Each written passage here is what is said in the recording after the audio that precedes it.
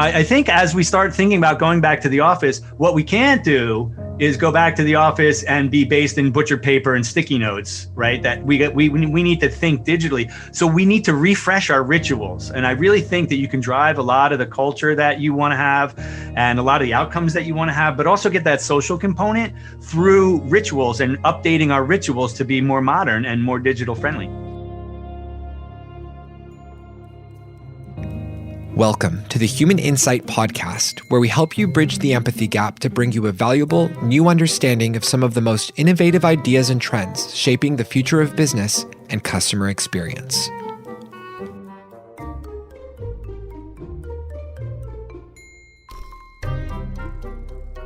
Welcome to the Human Insight Podcast presented by UserTesting. I'm Laura White, Director of Integrated Marketing at UserTesting, and I'd like to welcome our guests today, Mariano Suarez-Battan, CEO of MURAL, the leading digital workspace for visual collaboration. Along with Mariano, we have Andy MacMillan, CEO of UserTesting, Jim Kalbach, Chief Evangelist at MURAL, and Janelle Estes, Chief Insights Officer at UserTesting. Welcome, everyone.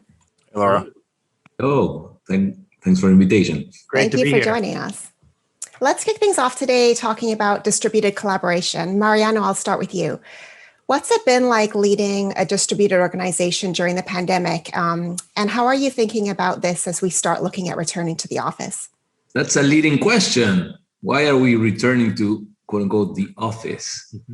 Right? The reality is Jim has a phrase that work is not a place, it's what we accomplish together. And we kind of live by that one. So it's been tough, right? Like we hired 400 people in the last year remotely, and we're team building remotely. And it's not, quote unquote, natural as gathering around a fire pit or an office space like we knew from the past, but it's possible to build trust, to build camaraderie if you spend the time and you make time for that type of bonding to happen, right? And I always make the analogy to online gamers, right? And how they build friendships and guilds and so forth through virtual worlds. And it's all because there's rules of play, there's roles that people play, and of course, there's a goal and a purpose. We've been very diligent into describing why we do what we do, try to get mission-driven people, openly, transparently on our goals and the metrics of our business. And also, as I said, making time to play, making time to express feelings, making time to do things that would naturally come not through a screen but through a fire pit. But again, so far there's of course rough edges in everything, but we have a high ranked morale right now, even in the context of a global pandemic that of course makes things more challenging on a personal level. Andy, what are your thoughts on this? Yeah, I think those are great points that Mariano makes. And I agree with them. I think, user testing, we're thinking a lot about what do we do to just help people be productive. And I think that's both personally and professionally. I think there's been an acknowledgement through the last year of just people have a lot going on in their lives. And everybody's been trying to balance that now for quite a while, going back long before the pandemic. And so we've really leaned into thinking about flexibility and support for folks, in the tools we give them, in the way that we organize the work that we're asking them to do. I think we'll look at offices kind of the same way. They're a great asset for some kinds of things. We'll try to use them in a way to support people in a way that makes sense. I think the old idea of punching a clock in and out the door and that somehow that's what work was has definitely changed. I don't think we're going to go back to that kind of environment anytime soon. So it's nice to think that we can empower people to use technology to make their lives better and more productive and more connected versus spending time in the car driving to an office in traffic. Let's bring Janelle and Jim into the conversation. As we operate in this distributed world, how are you thinking about fostering forward thinking and creativity, both within UserTesting and MURAL respectively, and also within your audiences? Janelle, why don't you go first? Sure. Yeah, it's a great question. And I think a big part of our roles in our everyday work is not only connecting with our teams, but also making sure that we're staying connected to our customers. I think, overnight, essentially, we saw this huge shift to pivot to work from home. And so that's actually changed a lot of how teams have had to figure out how to collaborate with their own teams, of course, but then also their customers. No more finding people in coffee shops or using your formal lab or even home visits. A lot of teams were doing that to stay close to their customers. So instead, people had to sort of move to more of these solutions that allowed them to connect digitally, remotely. And the interesting thing about this shift is twofold. One is it kind of gives people not an excuse to not get customer feedback, right? So everyone's at home, everyone's connected. In fact, people are even more available now than ever before. Like we aren't on planes, we aren't going on vacation. We all live online now. And so it's easier, perhaps even compared to pre-pandemic, to stay connected to your customers. And the other interesting piece of this is that people are humans and humans like to stay connected to other people. And we've essentially been starved of human connection for over a year now. So many people who are your customers, they're more willing to give you feedback and perspective and actually find meaning and joy in the experience of doing that. So I think it's actually in some ways, even though we're disconnected from each other physically, we've been able to remain closer to them through some of these remote technologies.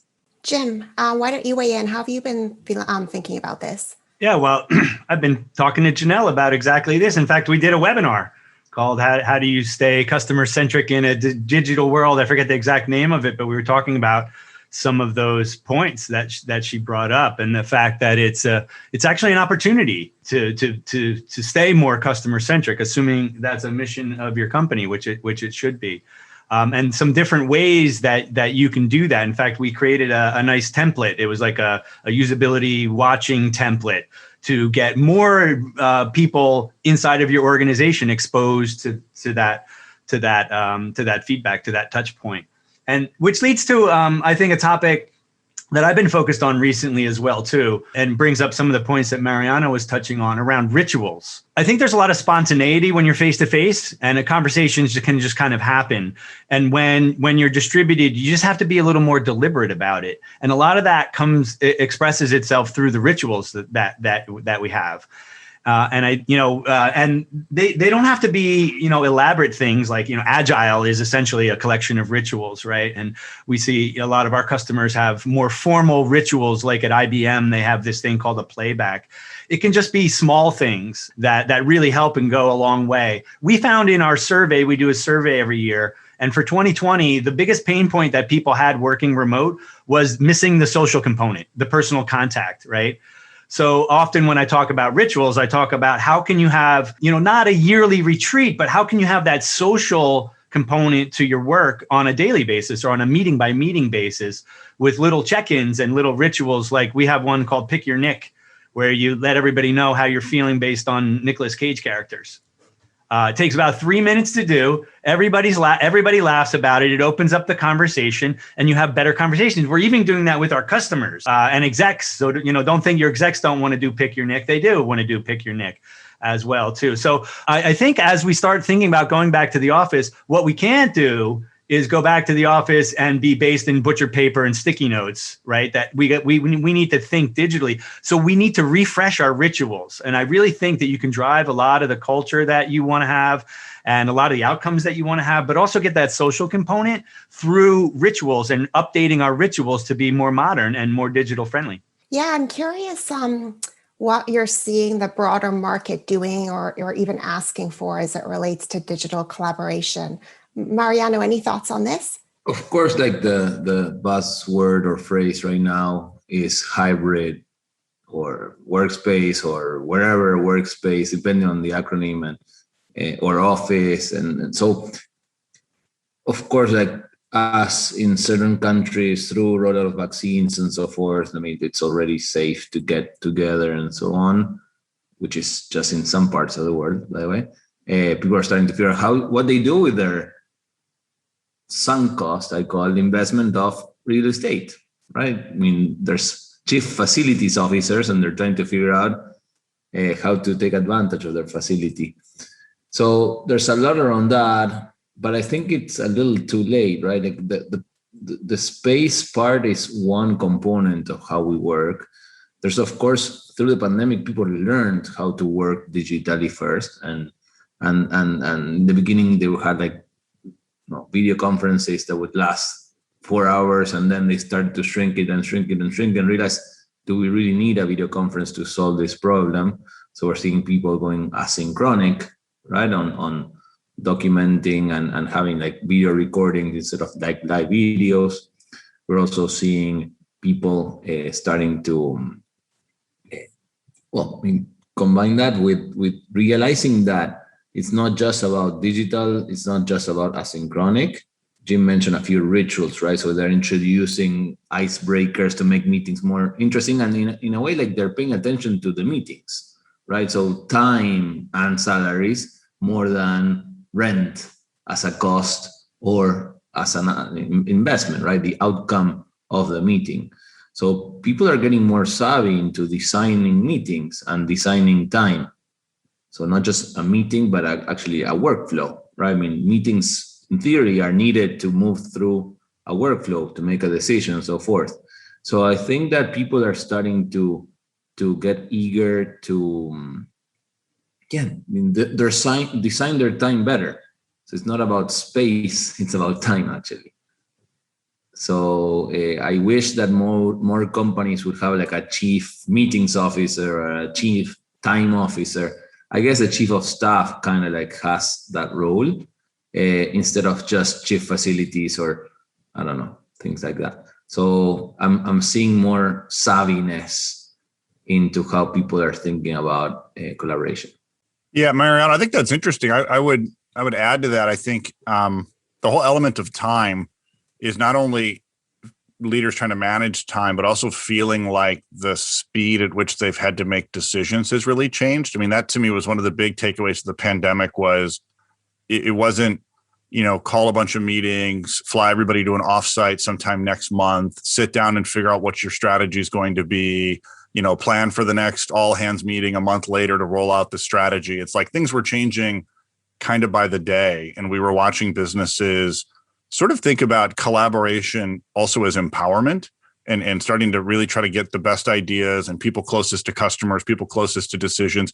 Even in the real world, I remember going into the Starbucks near me right when the kind of first lockdown happened, and then they let the store sort of open back up. But I don't know what it was like where you were at, but you couldn't, I think actually, Mariano, I think you live near me, so you probably had the same experience. But I think, you weren't allowed to set foot in the Starbucks, but they were allowed to like hand you a coffee like through the doorway, right? You could go there and pick stuff up, but you couldn't go inside.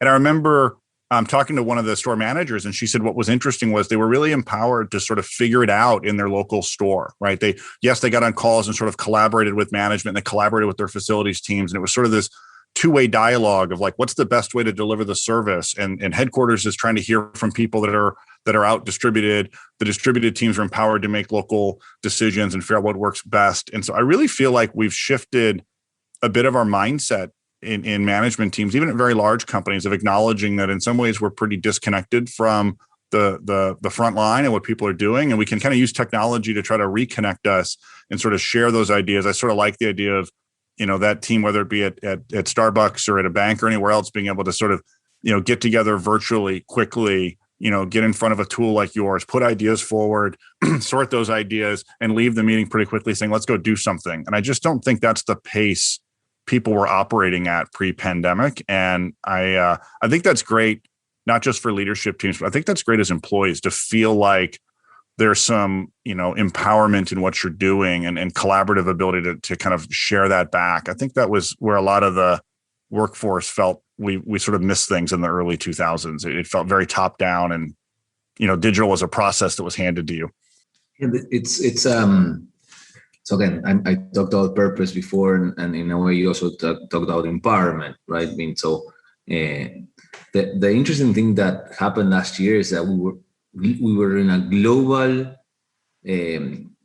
experiment, because I mean, what happens is like we had a new constraint, right? The new constraint was there is no more offices, right? And it was, I mean, so it's like when we do creative exercises, right? Like, so what if, again, there is no store?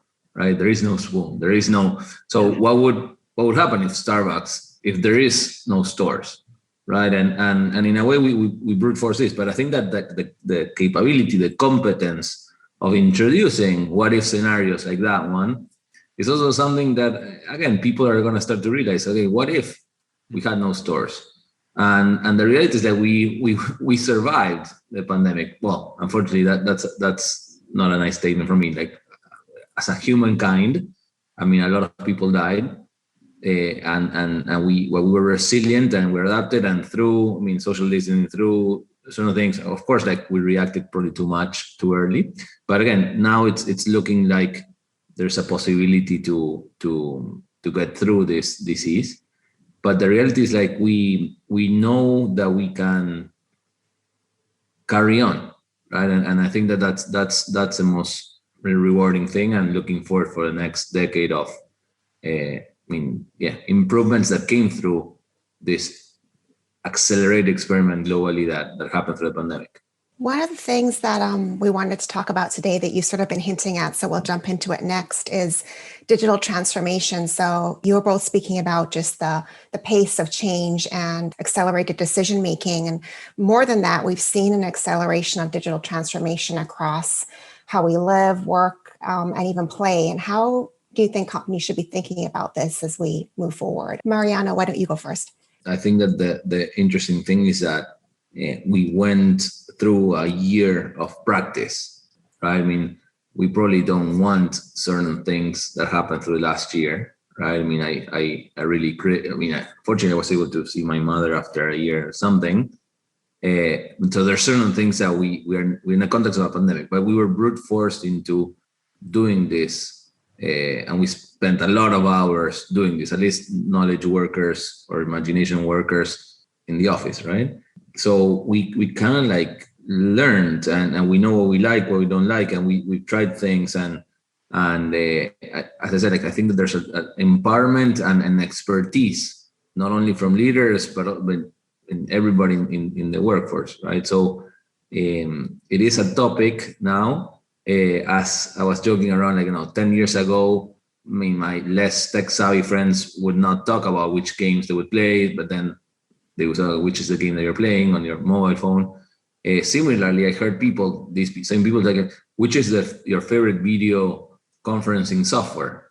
It's like, holy, like, what's going on? So we became experts in this, and hopefully, in things like, again, audio is getting better, lighting is getting better in each of our offices. But as I said before, it's not just about teleporting their ideas, but also like how to collaborate in a more thoughtful and purposeful way.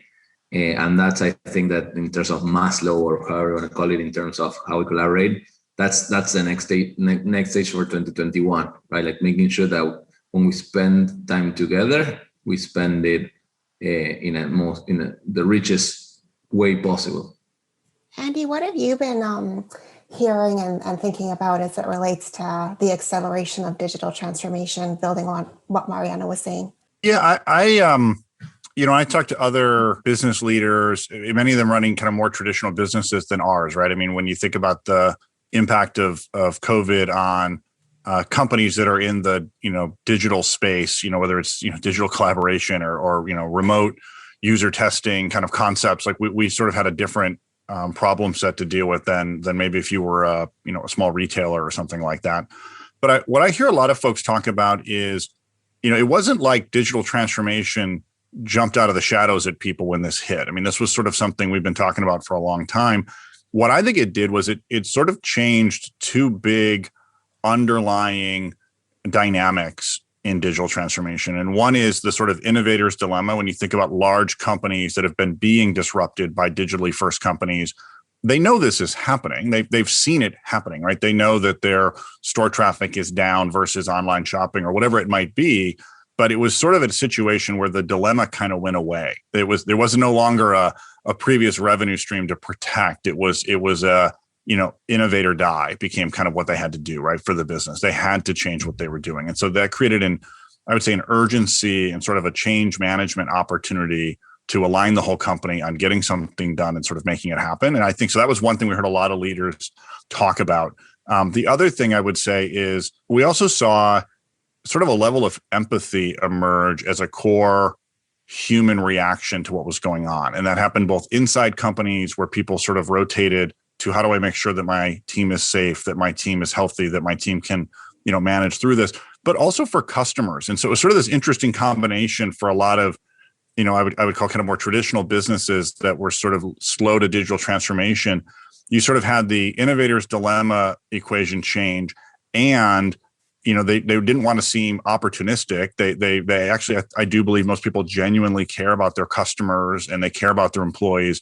And so I feel like folks sort of leaned into a customer first digital transformation strategy with no holds barred on putting resources on it. And I think a lot of companies saw really good outcomes in doing that. I mean, customers want to be treated like that. And so I think that to me was really, in many ways, great to see that companies, in spite of what was going on in the world, looked at their resources and their business and said, how could I change my business urgently and quickly to not only be more digital, but be more helpful to my customers? And I think that created experiences that I don't think are going to go away right away. I mean, I think we're going to kind of see a shift in the way that we operate because of this. And so I sort of appreciate that that's been the approach. And I think it's sort of been the driver for seeing so much innovation in how people deliver their different business models. One thing that I just thought when we were talking is that what we're seeing in our customers is that as they digitize ways of working, and those and go through certain iterations of certain workflows and certain meetings, and they're happy with them, like similar to what Jim mentioned about like which Nick are you? These practices are now, as they are digital, they're copyable, right? So if something works really well in one part of the company, it generally gets viral and someone else incorporates that. Similarly to how best practices into, how you do user testing can also be copied across company, but within the company is also happening. So we see people like innovating in these icebreakers and then they go everywhere else. So that's another like interesting thing about this is that, again, now best practices are digital in terms of how we work internally and viral. So it's super powerful because if one team is performing really well because of that, there's probably many others that can take advantage of that. Yeah, that's a really great point. Janelle, I'd love to get your thoughts on that around the idea of digital transformation being not just about the technology, but kind of the culture within the company and maybe a culture of collaboration.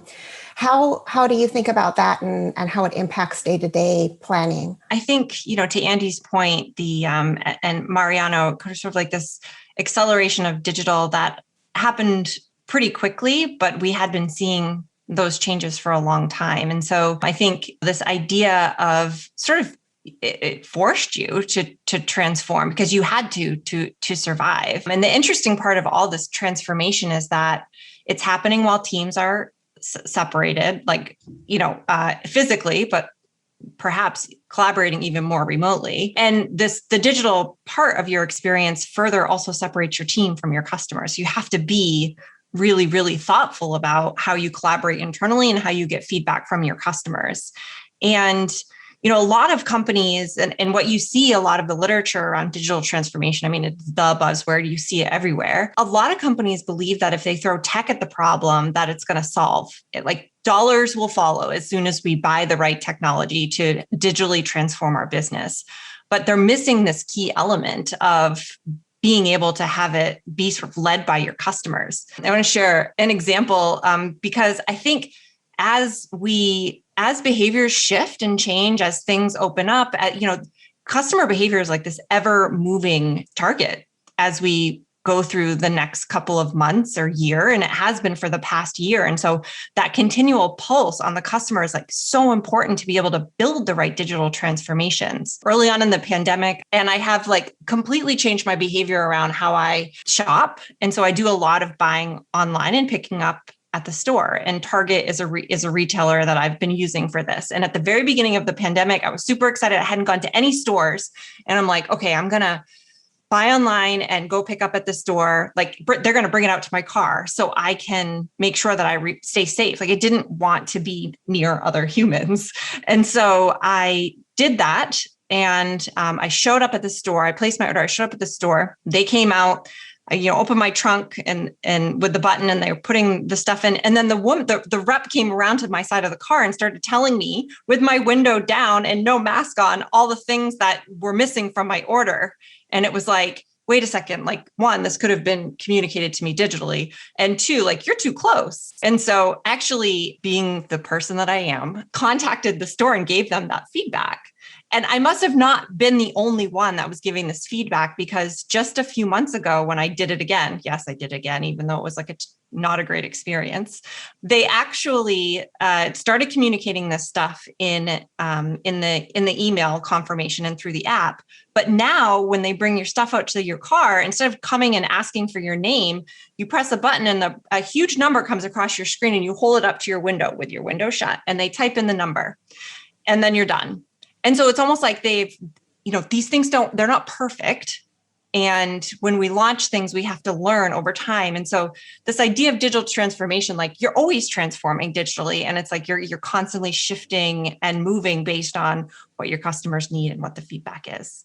So Janelle, you basically go out around in the world and do user testing sessions for the shops. Yes, this is my life. My husband won't take me anywhere because I'm constantly like overanalyzing every experience in the real world. So. That's the curse of being a designer or a user researcher, is that you're always seeing the world through those lenses. I know, because I have a design background as well, Janelle. So I'm always analyzing what the better solution in the world is. It annoys other people to be like that. But you brought up a point, Janelle, about like physical equipment, and we actually get that question a lot. How many touchscreens should we buy, from customers and partners in our network as well too? But I'm much more focused on the mindset, as I think the other folk on the other panelists are as well too. And here's how I see it: that as where we work from, the location, and when we work, the time, become much more fluid. The constant is going to be the digital collaboration. That's going to be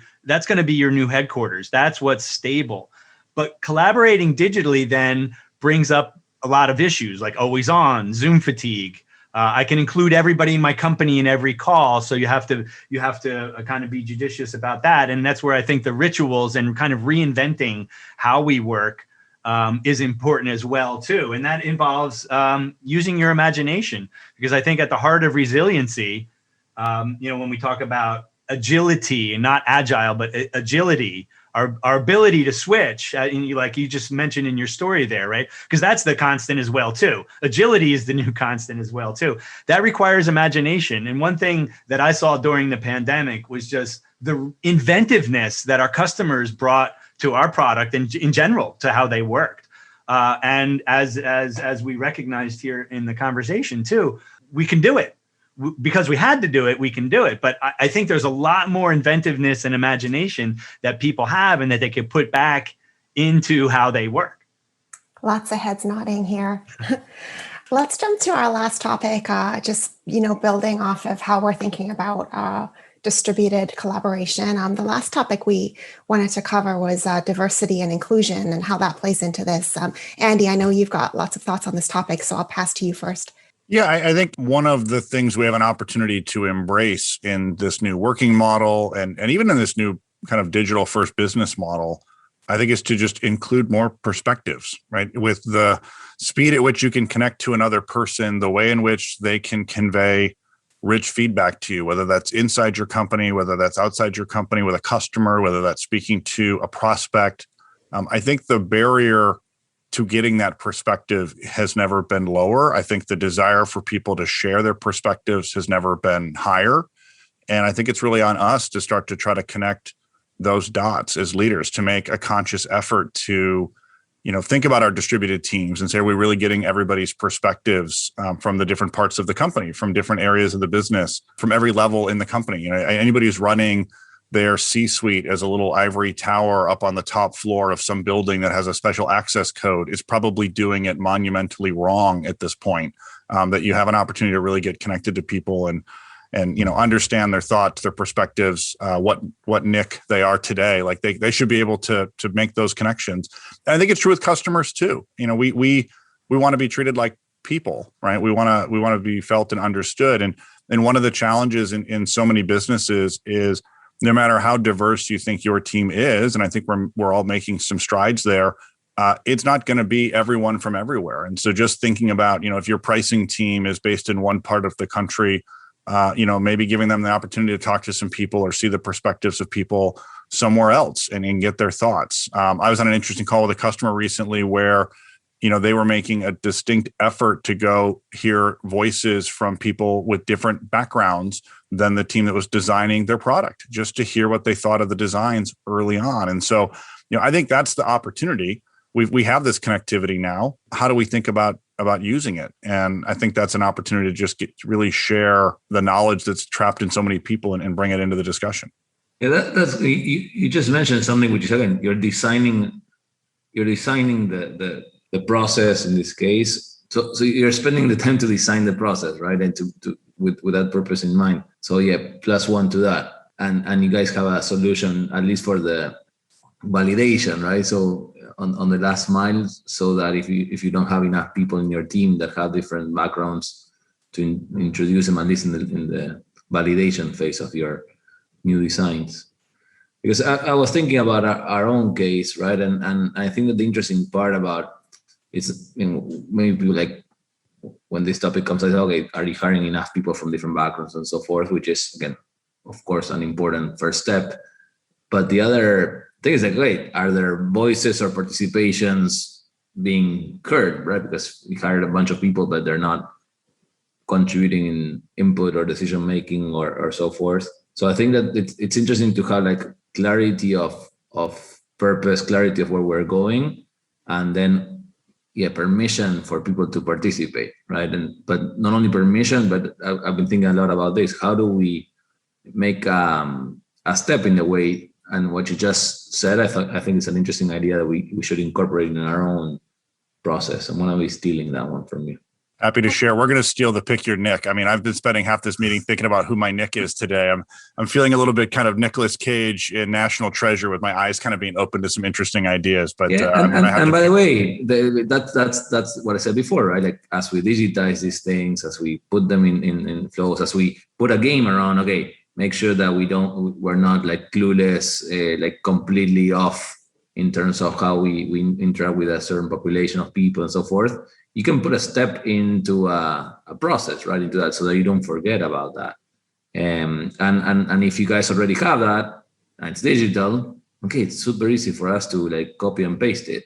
Sadly, we're audio only, so the listeners can't see that Jim's changed his background for us to the pick your Nick options. We'll have to put a link to something along those lines in the show notes. To Mariano's point, we have libraries and templates, and, just like at user testing as well too. And I was able to bring that ritual out that we really like. So it can be repeated, as Mariano was talking about, over and over again. And you can get that diversity of perspective and inclusion, particularly if your rituals are designed to do that. And I think when we do talk about diversity and inclusion, the reason why it's important is because you get better results, right? Those perspectives and the multiplicity of those perspectives actually can pressure test your ideas and your decisions from different angles, so you actually end up with better results. But there's also a danger there as well too, because with our digital tools, we can ask everybody in the company for every decision to have input, right? So the question is, how diverse, and when are you diverse, and when are you less diverse, right? And those types of things. So I think that's important, and that goes along with digital transformation. The thing that we were just talking about is this: the rules of engagement are different now, right? Because if I have a meeting and I don't invite everybody, there's now another dynamic that I now have to deal with inside of the company, or even with customers as well too. But in general, something, I mean, I always share with folks. So we were 100 and something people a year and something ago, and now we're 500. So some folks that also joined the company also sometimes expect that we have like a bunch of maturity on this topic, and we don't, because we are like relatively young in terms of our culture, right? But the nice thing about making it a topic is that it is a topic. It's something that you're aware of, and it's one of the things that you spend time thinking about, and hopefully turning the thinking into programs or versions or versions of whichever features that you have. So the other thing is, in terms of like, we have a value which is adapt to thrive. By the way, we have another one which is think global. So in our core set of values, we also have a few things to remind us when we make certain behaviors, if they are on par with making it one in which, again, it is designed for a greater cause, because that's what we do. We are, as a company, trying to fulfill a mission, but also making sure that we don't leave anyone behind. I'm curious how Mural and user testing and what we do as companies could help other organizations drive these sorts of initiatives at scale. Jim, do you have any thoughts on that? Yeah, I mean, I think, we were talking about some of the technical features and capabilities we have around templatizing and things like that. But for me, it's much more of a mindset. And, here at Mural, we have a lot of experts and subject matter experts.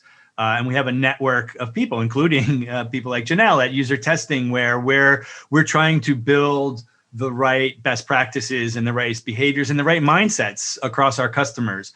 And that kind of transcends, pixels on a screen or a tool, any tool that you have as well, too, right? So I think it's really thinking about, how it's what the superpower that a tool gives you, and then how you can best use it to address some of the topics that we were just talking about. Yeah, I mean, when I think about the role that user testing can have at helping companies create more inclusive experiences at scale, like my heart nearly explodes. And I know that sounds really cheesy, but I truly believe that we have the opportunity to shift this at scale. And I think that that's something that we can bring to the world.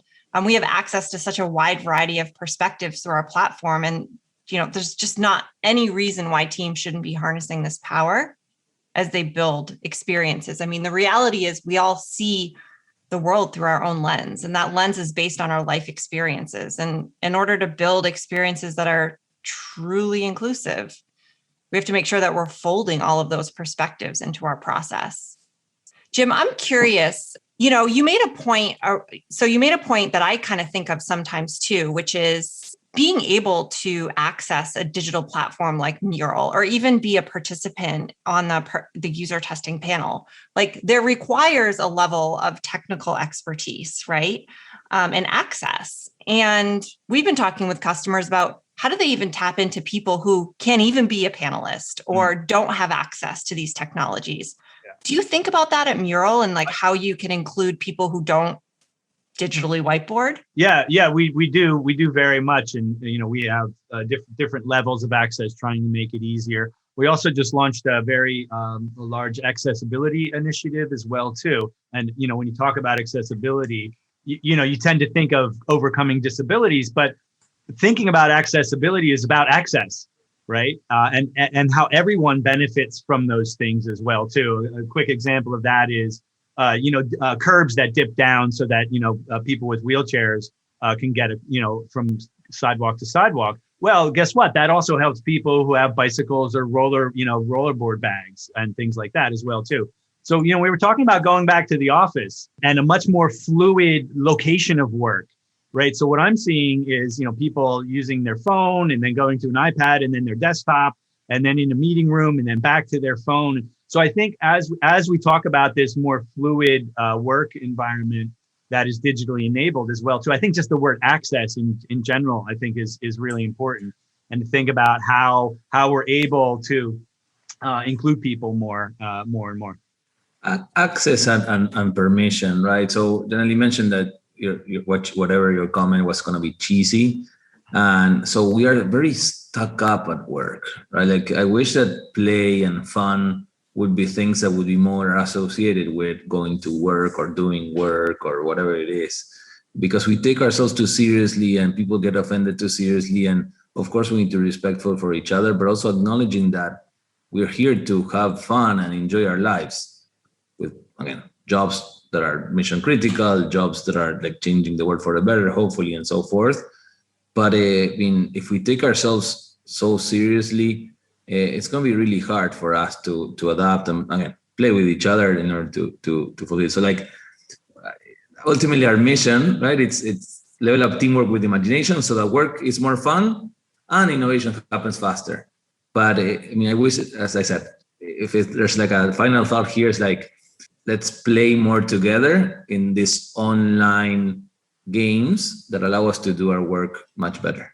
I love that, Mariano. And I would just add to thank you guys for your product, because one of the things I was thinking about when Jim was talking about so many meetings and making things accessible. One of the things you all helped me with was we had a big, our professional services team uses your product to design things with customers. I had a conflict with an internal meeting to talk about a solution we were building out in my daughter's t-ball game. And what they actually said was, we'll send you a write-up afterwards. And I was like, okay. Well, they sent me the write-up, and then they sent me the link to the mural board. And I could basically see the collaboration process they went through, right? I could see what the team did. And so it was really empowering to feel like even if I wasn't able to be in the meeting, they could send me something and I could actually contribute to it. And I think, again, it just speaks to that, accessibility means so many different things. But to me, that actually meant that I could manage my life along with my work and still feel like I was participating and not have to be in every single meeting. And so I think tools like yours are so important to that. So I think there's a big opportunity for us to make work more fun and make life more fun if we can give people that kind of support. So thank you for that, both of you. Well, thank you for the praise. And also, in a way, you just went on the record saying that it's okay to skip meetings to do your personal stuff. She's only going to play t-ball for so long. So, exactly. You don't want to miss those things. And I tell my employees that all the time. You gotta find balance. Mm-hmm. Well, I think that's a positive note to end things on today, and we're just about out of time. Thanks, everyone, for a really interesting discussion today. Thank you, Andy and Janelle, for letting me sit in as host. I will hand the reins back over to you for next week's episode with Christian Idioti. And Mariano and Jim, thank you so much for joining us on the Human Insight podcast. Thanks for having us. Yeah, cheers, thank you, guys. That was great. Thank you.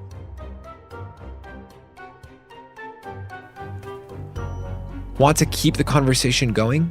You can visit our podcast hub, usertesting.com/podcast, and check out past episodes.